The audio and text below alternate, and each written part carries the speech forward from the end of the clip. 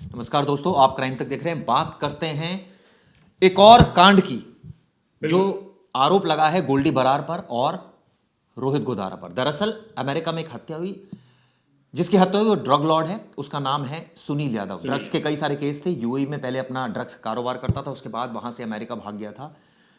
राहुल नाम के पासपोर्ट था उसके पास और यहां से करीब 2 साल पहले वो यूएस भागा था।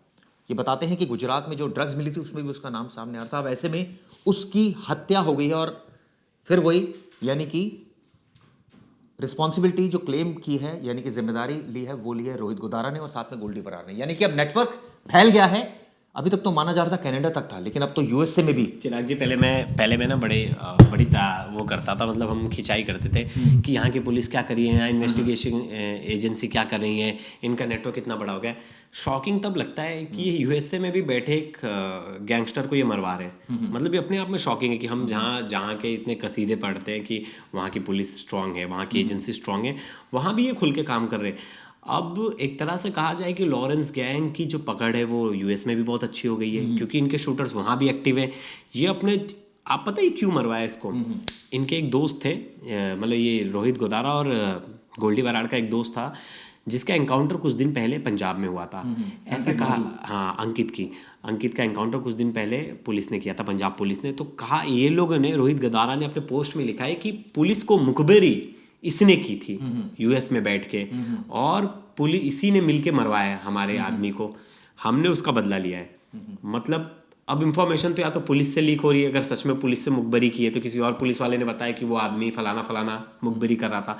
मतलब इनका नेक्सस देख रहे हो, पंजाब पुलिस में नेक्सस है, यूएस में नेक्सस है, इनका आदमी यूएस में किसी को शूट कर दे रहा है, मार दे रहा है। यूएस में नहीं, कनाडा में भी हमने देखा कि एपी ढिल्लोन के घर के बाहर फायरिंग होती है। वहां पर एक और आरोपी को भी हाल ही में पकड़ा गया था, अर्शदीप डल्ला को। हालांकि उसको छोड़ दिया गया, ये कहा जा रहा है। अर्शदीप लेकिन सवाल ये है कि वो तो एंटी ग्रुप का है, लेकिन अब लगातार जो पकड़ है लॉरेंस गैंग की यूएस से लेकर कनाडा, वो तो साबरमती जेल में बैठा है। बार बार कहता है कि मैं तो जेल के अंदर हूँ, मैं कैसे कर सकता हूँ। लेकिन आप देखिए उसका नेटवर्क किस हिसाब से फैलता जा रहा है। अब सीधा सीधा चौड़े में रिस्पॉन्सिबिलिटी ली है गोल्डी बरार ने और उसके गैंग ने। और सुनील जो है ना, फिजिल्का का रहने वाला था। इसने, आपको बताऊं, ये जो आरोपी है जिसका मर्डर किया है, सॉरी, ये जिसका मर्डर हुआ है, उसका ड्रग्स, ये 300 करोड़ की ड्रग्स आपको पता है पकड़ाई थी गुजरात में, ये इसका ही नाम था। और ये पहले लॉरेंस गैंग का आदमी हुआ करता था।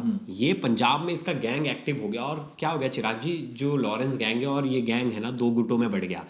तो जो पंजाब के ग्रुप्स थे ना, जो एंटी ग्रुप, ये ड्रग्स का कारोबार करते थे, और लॉरेंस गैंग एक्सटॉर्शन और गन्स का कारोबार करते थे। लॉरेंस का गैंग स्टार्टिंग में ड्रग्स वाले उसमें था ही नहीं, और जो अपोजिट ग्रुप था वो हमेशा से ड्रग्स में था। हालांकि पोस्ट में ये भी बात कही गई है जिसमें ये साफ साफ कहा गया है कि इसने पूरे पंजाब में और आसपास के स्टेट्स में नशा फैलाया था। तो ये एक बहुत ज़्यादा, एक तो अंकित भादु की जो वो मुखबरी थी वो की गई थी, और साथ में ये भी एक बहुत बड़ा इशू था। हाँ, ये तो था, ये तो जाहिर है। हमने बहुत पुराने वीडियोस में कहा था कि अनमोल विश्नोई है, वो बंदूक और गन्स की सप्लाई वगैरह देखता है, लेकिन वो ड्रग्स के कोई बिजनेस में नहीं था अनमोल विश्नोई। लेकिन ये जो सेकंड ग्रुप था, ये ड्रग्स के बिजनेस में था। इसने दुबई में अपना घर बनाया, दुबई में वहाँ 3 साल रहा। दुबई पहले बताता हूँ, भारत से वहाँ गया दुबई, यूके से वहाँ राहुल नाम का एक फर्जी पासपोर्ट बनाया। राहुल नाम के पासपोर्ट से दुबई गया, दुबई से ये यूएस से गया, वहाँ किसी और ये वही पासपोर्ट यूज़ करके वहाँ रह रहा था। आपको पता है चिराग जी, एक और भी, मतलब इसमें एक दिलचस्प बात यह है कि जब ये ग्रुप क्यों छोड़ा इसने लॉरेंस उस ग्रुप में वो नहीं चाहते थे। हम कहते हैं ना कि मतलब इन्हें चिढ़ थी कि इन्हें ऐसा कोई काम नहीं करना जो ड्रग्स से रिलेटेड हो। सबके होते हैं, हर अपराधी का अपना उसूल होता है काम करने का। तो इनका उसूल ये था कि ये ड्रग्स का कोई लेन देन या कोई भी ड्रग्स की चीज़ों में इन्वॉल्व नहीं होंगे। फिर वह उससे अलग हो गया। लेकिन आप वर्चस्व तो एक ही करेगा। पंजाब में धीरे धीरे वर्चस्व की लड़ाई बढ़ रही है कि इसका गैंग स्ट्रॉन्ग, उसका गैंग स्ट्रॉन्ग। लेकिन सबसे बड़ी बात प्रवेश, एक जो इसमें देखने में आ रही है वो ये है कि अभी तक तुम कहते थे कि लॉरेंस का और उसके गैंग के मेंबर्स का जो दबदबा है वो भारत में तो है ही, कनाडा में भी है, अब तो यूएसए तक पहुंच गया। आप सोचिए वहां भी मर्डर करवा रहे हैं। तो यानी कि अब देखिए कितने देशों में तार फैलते जा रहे हैं और कितनी देशों की पुलिस बेबस भी कहा जाए, बेबस है। हाँ, बिल्कुल। पूरे दुनिया की पुलिस, रेड कॉर्नर नोटिस जारी था उस पर, जिसकी हत्या हुई है उस पर भी रेड कॉर्नर नोटिस जारी था, और जिन लोग ने मरवाए वो सब फ्रेश चेहरे। मतलब आप चिराग जी, क्या यूएस में लोगों के पास काम धंधा नहीं है ना? लेकिन सोचो यूएस में भी वहां जा रहे भारतीय, वहां गन्स खरीद सवाल ये है कि एक शख्स इतने दिनों तक यूएस बैठा है, वहां पता भी नहीं चल पा रहा है कि ये फर्जी नहीं पासपोर्ट के जरिए पता होता है चिराग जी। देखो, मैंने एक बड़ी इंपॉर्टेंट चीज़ मैंने एक वीडियो में कही थी, जब हमने पूछा था कि अनमोल बिश्नोई को भारत देंगे। स्टेट्स देखता है, यूएस देखती है कि ये हमारे एजेंसीज का काम का आदमी है या नहीं है। उनके लिए अगर आप आतंकवादी कोई समझो, कोई कनाडा के लिए आतंकवादी है, लेकिन उनके देश के लिए मुखबरी का काम करे, उनके लिए सोर्स है ना, तो उसे एज अ सोर्स यूटिलाइज करेंगे, उसको पूरी पनाह देंगे, उसको सब चीज़ देंगे, क्योंकि वो उसके लिए एज अ सोर्स काम कर रहा है। तो पाकिस्तान बोल, अमेरिका कभी अपने बेनिफिट्स के आगे जाके किसी स्टेट्स को या किसी भी कंट्री को फायदा नहीं पहुंचाता। और ये हमने देखा, अभी तक अनमोल बिश्नोई हमारे हाथ में नहीं है, उनके पास पार्टी करते हुए देखा वहां पर, इन्वेस्टिगेशन चलेगा, छूट गया, क्या हुआ कुछ पता नहीं है। अनमोल बिश्नोई अभी पुलिस इन्वेस्टिगेशन में है, नहीं है, छूट गया, बाहर चला गया। उसको पकड़ा भी किस आरोप में था, वो भी गौर फरमाने वाली बात है। उसको किस आरोप में पकड़ा था?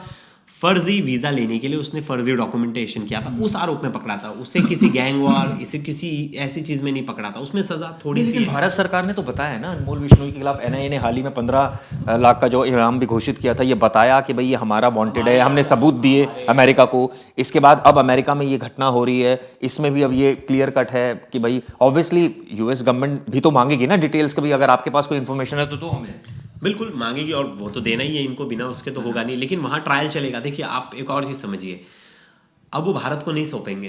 बताइए क्यों? क्योंकि पहले वहां का ट्रायल केस चलेगा, पहले उसमें पता चलेगा इसने फर्जी बनाया कैसे, किस किस वजह से बनाया फर्जी, कैसे हुआ, उसका मुकदमा चलेगा, उसमें दोष मुक्त होगा या उसमें सजा होगी। तो पहले उसका ट्रायल कंप्लीट होने के बाद ये आएगा हैंडओवर, फिर हैंडओवर। अगर वहां सजा होगी तो वहां का सजा काटेगा, फिर उसे भारत भेजा जाएगा। तो अगर कुछ उसे लगा कि ये एक बड़ा इंपॉर्टेंट एस्पेक्ट है ना, खासकर अगर सुनील यादव की बात करूं, इसमें अगर उसको वो मारा गया है, यूएस की धरती पर मारा गया है, तो नेचुरली वहां मुकदमा दर्ज हुआ है।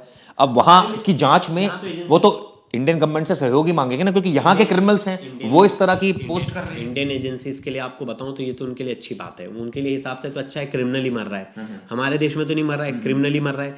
कोई अच्छा आदमी तो था नहीं, हमारे देश को बर्बाद कर रहा था। तो इंडियन एजेंसीज के लिए सरदर्द कम हुआ। एक तरह से देखा जाए कि उनके पास एक ड्रग कार्टलर कम हो गया, कि भाई जो भारत देश में ड्रग्स की तस्करी कर रहा था वो कम हो गया। इनके हिसाब से तो इनके लिए अच्छा हो गया।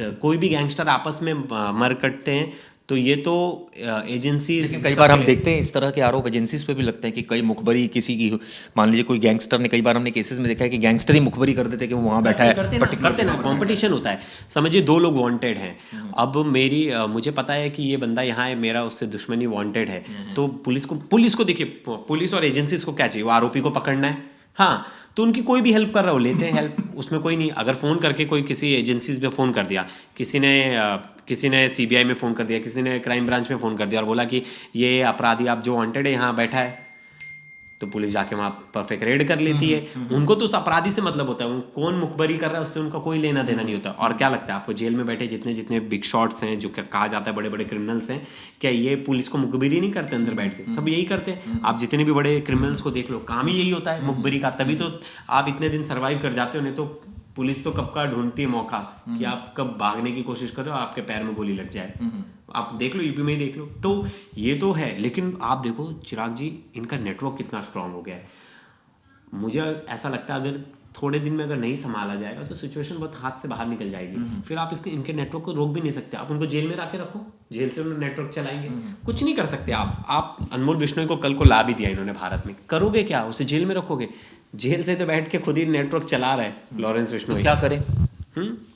सीधा है, रूट्स डिवाइड करो। आपको देखो चिराग जी, हर चीज़ का एक ही असूल है, मतलब क्राइम को खत्म करने, रूट्स खत्म करो। आप समझिए, देखिए हमने कई बार बात की, एक एग्जांपल दे, अतीक का गैंग चल रहा था यूपी में, पूरी तरह से क्यों खत्म हो गया? क्योंकि अतीक खत्म हो गया। नहीं, कोई ना कोई तो चला लेता गैंग। वो हर एक आदमी को पकड़ रहे थे उसमें जो अतीक से जुड़ा हुआ था, सब पे केस बनाया गया, सब पे ये, तो एक दहशत फैल गया कि भाई अतीक का नाम यूज कर लिया तो फंस जाएंगे। अब लॉरेंस गैंग का नाम ऐसा जुड़ा है कि ऐसा लोग सोचते हैं कि हर कोई सपोर्ट कर रहा है, मतलब लोगों के अंदर तो ये कैसा है। हाँ चिराग जी, अगर कोई फल फूल रहा है तो मतलब किसी ना किसी का कोई सपोर्ट है। किसका सपोर्ट है ये हम कई बार बता चुके हैं, क्यों सपोर्ट है ये भी बता चुके हैं, लेकिन सवाल ये उठता है कि सरकार को सब पता है, लेकिन उसके बावजूद ये सब कुछ चल रहा है, क्योंकि क्रिमिनल मरता है तो कोई दिक्कत नहीं, लेकिन आम आदमी अगर मरता है तो निश्चित रूप से ये मौत से सवाल उठता किसी है। को फर्क नहीं पड़ेगा चिराग जी। ये जो राहुल मरा है, ये ड्रग का काम करता है, किसी को फर्क नहीं पड़ रहा। ये तो हमारा भी जस्ट न्यूज़ था, तो हमने भी न्यूज़ इन्फॉर्मेशन दिया कि हमने तो इसमें बताने की कोशिश की कि कैसे लॉरेंस का नेटवर्क इतना बड़ा हो गया है। हाँ, जो लॉरेंस गैंग उनका नेटवर्क, क्योंकि कोई ड्रग कार्टेलर जो ड्रग्स की तस्करी कर रहा है भारत में और बहुत सारे देशों में ड्रग्स की, जिनसे युवा पीढ़ी है उनको नुकसान पहुंच रहा है, तो इससे से किसका नुकसान नहीं है? किसी का भी नहीं। एजेंसीज बोल रही है अच्छा है, मरने दो, हमें क्या दिक्कत है? चलिए, इस खबर पर भी आगे हमारी नज़र बनी रहेगी, लेकिन एक चीज़ जो अलार्मिंग है वो ये है कि नेक्सस बढ़ता जा रहा है। नेक्सस न सिर्फ कनाडा, न सिर्फ यूके, न सिर्फ अभी तक इंडिया तक था, लेकिन अब यूएसए में भी आप देखिए मर्डर हुआ है। ये अपने आप में बहुत बड़ी घटना है। इसको लेकर हमारी भी तफ्तीश लगातार चलती रहेगी। गैंगस्टर्स किस तरह से आतंक फैला रहे हैं, ये वीडियो इसी पर था। ये वीडियो कैसा लगा ज़रूर बताइएगा। धन्यवाद।